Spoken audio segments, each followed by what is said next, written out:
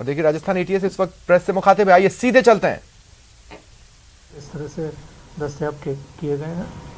3 इनमें से एडल्ट्स हैं और 1 जुवेनाइल है। ये अब तक का जो अनुसंधान है उसके आधार पर मैं बता रहा हूँ, और इसके पश्चात अभी क्या क्या और लीड्स हो सकती हैं या इसके पीछे और क्या किसी और व्यक्ति का क्या सहयोग रहा या और भी कोई हिडन इनका एजेंडा हो, तो उसके बारे में अभी जो अनुसंधान होगा उसके आधार पर पता चलेगा। ये कहना चाहूँगा कि जो पुलिस अधीक्षक उदयपुर हैं श्री विकास शर्मा और उनके साथ जितने भी अधिकारी, उन्होंने पूरा सहयोग किया और इसको एक चैलेंज के रूप में लिया, और इसका पूरा श्रेय उनकी टीम को जाता है जिन्होंने इसको बहुत शीघ्र इस पूरे प्रकरण का खुलासा किया। धन्यवाद। सर, ये एक्सप्लोसिव कहाँ से लिया था सर इन्होंने? कितने में खरीदा था, कहाँ से लिया था? उसकी प्राइस तो जैसे अभी अगर आपने अखबार भी पढ़ा हो तो नॉर्मली जो प्रिवेलिंग प्राइस है तो वो बहुत ही कम है और वो अमूमन उपलब्ध हो जाता है, और इन्होंने जिससे लिया है 1 सवाल का है, उसको ऑलरेडी दस्तयाब किया जा चुका है। तो अब जैसे जैसे और अनुसंधान होगा तो आपको बता देंगे। ये जानते थे उसको प्लांट करना किस तरीके से, उसको जी प्लांट करना है? जी कहाँ से, कोई नेट से सीखा या फिर ऐसे जानते? नहीं, ये उस इलाके के रहने वाले हैं तो उनको अच्छे तौर पे जानकारी है। तीनों भाई हैं लोग? हाँ जी, तीनों भाई हैं? नहीं भाई नहीं। और विष्णु धूलचंद मीना, उसकी एज लगभग 32 साल। अभी इसका प्रेस नोट आपके उस पर आ गया होगा वैसे मोबाइल पे। सर ये कहाँ के रहने वाले वहाँ पर? ये जावर माइंस जो पुलिस थाना क्षेत्र है उसी के रहने वाले, एक लिंगपुरा जो गांव है वो है। कोई पहले आपराधिक मामले हैं कि नहीं? पहले के कोई आपराधिक मामले इस तरह का? अब धूलचंद का तो ये एक तो अभी 18 साल का अभी 23 अक्टूबर को ही हुआ है, एक अभी जुवेनाइल है, और धूलचंद का कोई अगर रिकॉर्ड है या नहीं ये अभी मैं ध्यान नहीं।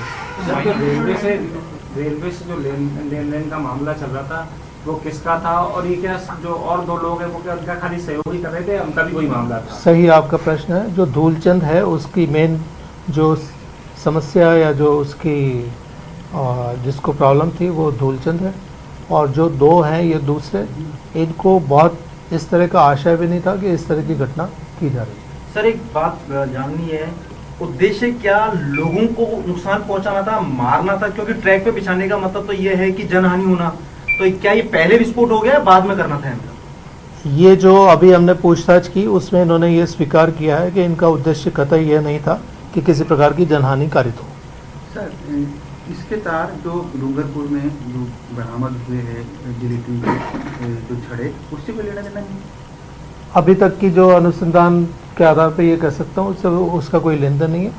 वो जो इस तरह की जो वहाँ पे लोग उसको डिस्कार्ड कर रहे हैं जो एक्सप्लोसिव्स का, उसका मूल कारण ये है कि जैसे ही पुलिस की सरगर्मी बढ़ी तो जिसके पास भी अगर अवैध कुछ इस तरह का है तो ऐसा प्रतीत होता है कि वो उसको डिस्कार्ड कर रहे हैं। ये प्रशासन का ध्यान आकर्षण करना चाहते थे या सिर्फ इनका यही मोटो था कि केवल एक छोटा मोटा ब्लास्ट कर दिया जाए और उससे जो है जानकारी मिल जाए? लेकिन ये कैसे पता पड़ता है कि इन्हीं की जमीन का मुआवजा था, ये बदला लेना चाहते थे? वो अब अभी कागज़ वगैरह जब इनके संभालेंगे कि कब तो इन्होंने क्या अप्लाई किया या वैलिड कोई क्लेम बनता भी है या नहीं।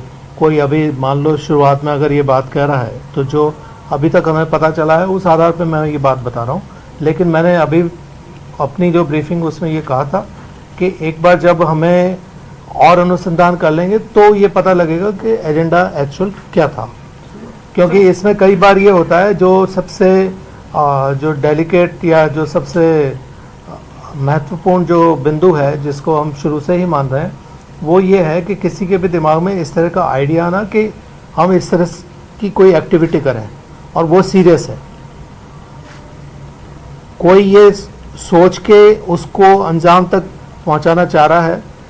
ये हमारे लिए चैलेंज भी था, इसकी गंभीरता थी, और इसी गंभीरता को मुझे लगता है दृष्टिगत रखते हुए सरकार ने भी ये निर्णय किया कि ये एटीएस इसकी जांच करे। सर यूएपीए के तहत मुकदमा दर्ज हो गया, अब क्या ऑफेंस लगेंगे सर जब सारी चीजें सामने आ गई है, अब क्या रहेगा सर?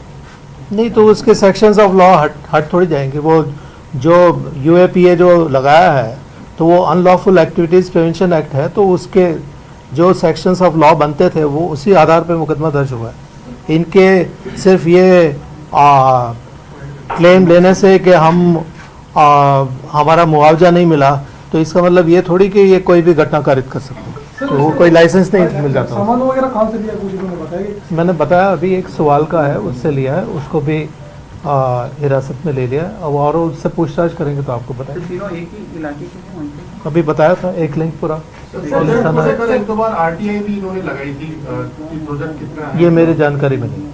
सर इसमें थोड़ा सा विवाद ये सामने आ रहा है सर कि आप ये कह रहे हैं कि केवल इन्होंने मुआवजा नहीं मिलने की वजह से इतनी बड़ी घटना को अंजाम दिया, दूसरी ओर हम इसको आतंकी घटना मान रहे हैं, तो क्या हम इस एंगल से भी जांच कर रहे हैं कि इस तरह? एक मिनट, मैं ये कहना चाह रहा हूँ, और जो मैंने कहा भी कि कोई आपकी ग्रीवांस है लेकिन उसको एड्रेस करने के लिए आप कहते हैं कि आरटीआई में हमने कोई सूचना मांगी, एक वो माध्यम हो सकता है जिसके आधार पे आप कह रहे हैं। दूसरा माध्यम हो सकता है कि आप कोई अपना रिप्रेजेंटेशन दें और उस आधार पे आपको उसकी सुनवाई हो। इसका मतलब ये नहीं कि कानून अपने हाथ में लेके आप कुछ भी कर रहे हैं। सर घटना के बाद ये भाग गए या वहीं देखकर पुलिस की गतिविधियों की तो देख रहे थे सर? अभी उस घटना के बाद इन्होंने क्या किया है उसका एक बार अकाउंट ले लेंगे फिर बता दें।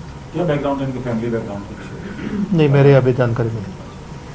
कंपनसेशन का जो इनका टसल था वो रेलवे से था जैसा बताया, हिंदुस्तान जिंक रेलवे और हिंदुस्तान जिंक जो इन्होंने बताया है, लेकिन ये अभी वेरीफाई करने हैं ये तथ्य। तो एक बार जब वेरीफाई कर लेंगे तो उसके बाद और हम बता पाएंगे इससे। सर एक बात तो है कि किसी ने जो जल्दी गिरफ्तारी करके इसका पटाक्षेप कर दिया, नहीं तो बहुत सारी चीजें उड़ रही थी कि नक्सली मामला है, क्या है, किस तरह का है। नहीं, जो इसमें मैं फिर से जो मैंने अभी अंडरलाइन किया वो फैक्ट वो फिर से मैं बताना चाहता हूँ कि किसी के दिमाग में भी ये इस तरह की अगर फितरत आती हो कि इस तरह से हम कोई घटना कारित करें तो ये निश्चित तौर पे ये सीरियस है, ये समाज के खिलाफ है। ठीक है, थैंक यू। और कोई प्रश्न? नहीं, यहाँ पे नहीं है, वो अभी उदयपुर ही। उनके विजुअल वगैरह आ जाएंगे? हमारे अनुसंधान अधिकारी भी उदयपुर में ही हैं। ग्रुप में आ जाएंगे सर वो वीडियो भिजवा दीजिएगा ग्रुप में जब तीनों आरोपी होंगे प्लीज। हाँ, वो अभी मैं करवाता हूँ। कोई सब क्राइम ऑफिस से ऐसा एविडेंस आ रहा हो जिसमें रेडिकल ग्रुप से इनका कोई जुड़ाव या फिर इनको ऐसे? ये बात मैंने शुरू में ही कह दी कि अभी जो हमारा अनुसंधान हुआ है उसके आधार पे ये पता चला। अब और अनुसंधान करेंगे तो जो स्थिति सामने आएगी वो आपके सामने प्रकट करेंगे। जैसा कि मैंने वो आए थे वहाँ पे उस दिन, वहाँ पे मौके पे, तब भी मैंने कहा था कि ये केस हमें विश्वास था कि इसको वर्कआउट करेंगे और जो हमारे अधिकारी उसके श्रेय के 100% भागीदार हैं कि उन्होंने इसमें कोई कसर नहीं छोड़ेगी। लापरवाही किस स्तर पर ये आपको पता लगाएंगे? अभी बता दें। डॉक्टर साहब एक पॉइंट पर है, हालांकि वो आपके डिपार्टमेंट का भले ही नहीं है, लेकिन क्या इस मामले में आप जांच करने का ऐसी नौबत क्यों आई कि एक आदमी को मुआवजा नहीं मिला और उसकी ट्रेन उड़ाने की साजिश करती? यही तो मैं आपसे इतनी देर बता रहा हूँ कि हर समस्या को एड्रेस करने के कई साधन होते हैं, लेकिन इसका मतलब ये नहीं कि आप कोई एक्सट्रीम उसके लिए साधन दो। सर जाते जाते एक सवाल और था मेरा पूछिए। कि इतनी बड़ी कामयाबी मिली है तो इन आरोपियों तक एटीएस पहुंची कैसे, ऐसा क्या हाथ लग गया जो तुरंत? नहीं, ये तो अब इसमें मैं ये कहूँगा कि जो हमने परसों वहाँ बैठ के और जो हमारे सभी अधिकारियों के साथ एक ब्रेनस्टॉर्मिंग सेशन किया था, तो उसमें मेरा यही कहना था कि हमारी लाइन्स ऑफ इन्वेस्टिगेशन अनेक हो सकती हैं, लेकिन हर लाइन ऑफ इन्वेस्टिगेशन को हम शुरू से लेके अंत तक, लॉजिकल एंड तक ले जाएं।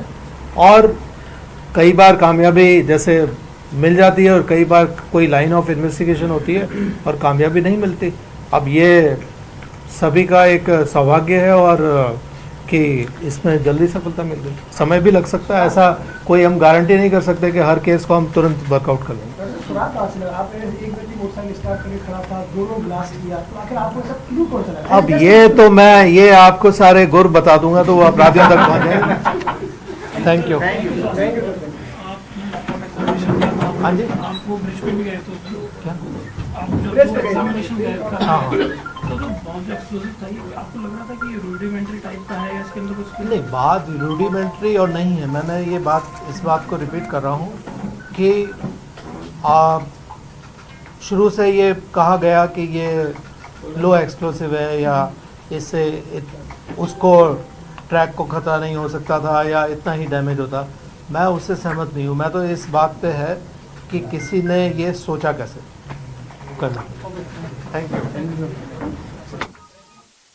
ये न्यूज 18 राजस्थान की खबर पर मोहर लग रही है। हमने आपको बताया था कि 3 आरोपी गिरफ्तार किए गए हैं। एसओजी ने अपनी प्रेस कॉन्फ्रेंस में ये बताया कि 3 लोग, साजिश रचने वाले 3 आरोपी गिरफ्तार हुए हैं। एसओजी एटीएस के एडीजी अशोक राठौड़ मीडिया से मुखातिब थे, पत्रकारों से बातचीत कर रहे थे। उनका यह कहना है कि यह पूरा मामला जमीन के मुआवजे से जुड़ा है। ये जो आरोपी हैं वो जमीन का मुआवजा नहीं मिलने से नाराज थे। पूछताछ के दौरान उनका यह कहना रहा आरोपियों का कि उन्होंने जनहानि का नहीं सोचा था, लेकिन रेलवे की संपत्तियों को वो नुकसान पहुंचाना चाहते थे। जावर माइंस के ही ये सभी रहने वाले हैं जिन्हें गिरफ्तार किया गया। उनमें एक बाल अपचारी भी है। क्या इनका आतंकियों से किसी तरह का कनेक्शन है? इसे पूरी तरह से नकारा नहीं है। ये कहा है कि अब तक की जो पूछताछ रही है उसके आधार पर मामला फिलहाल इतना ही सामने आया है। आगे के अनुसंधान में अगर कुछ और भी सामने आएगा तो उसे शेयर किया जाएगा।